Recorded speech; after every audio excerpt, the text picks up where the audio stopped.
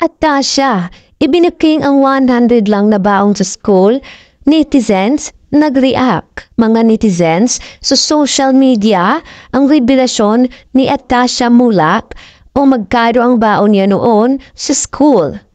Ayon sa isang mga host ng Eat Bulaga, noong nag-aaral pa lang siya, ay 100 lang ang baon na binibigay sa kanya ng mga magulang na sina Aga Mulak at Charlene Gonzalez.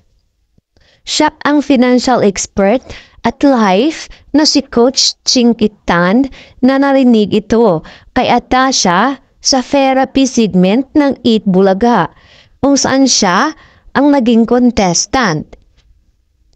Tinanong kasi ni Bossing Vex Soto si Atasha kung magkano ang baon nito noong nag-aaral pa lamang at nang sabihin nga ng dalagang halaga, nagulat si Chinky. Wow, grabe ha? Sino mga magulang mo? Parang gusto ko ipabarangay. Ang birong hirit ni Chinky.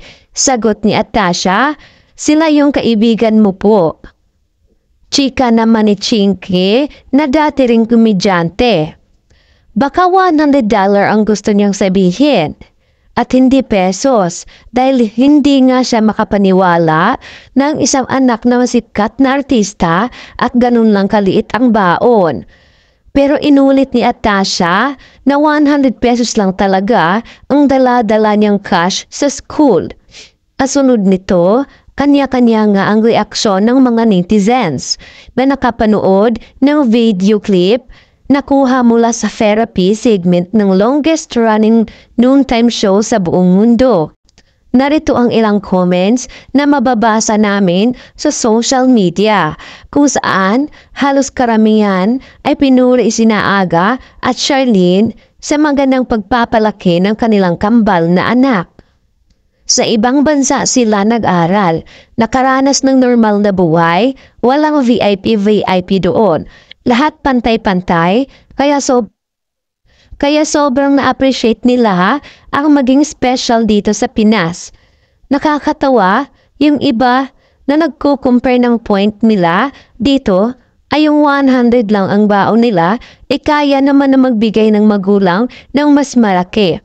Let's just appreciate na maganda ang pagpapalaki ni Aga at Charlene sa mga bata. Tsaka napapansin din na magulang ang mga anak nila na marunong magbigay sa kapwa. Wow, malaki na yan. Ako nga 20 lang. Hahaha, 10 pesos. Pag nawalan ka ng ballpen at papel, doon mo na ibabawas ang ending, minsan wala kang baon.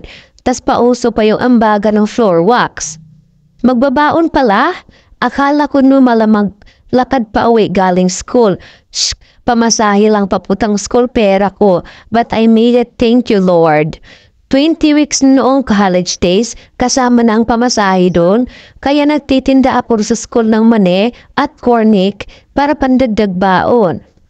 Maganda pagpapalaki sa kanila ng mga magulang nila, si Aga Mulak at Charlene, kaya kitang-kita mo sa kanila sa kilos.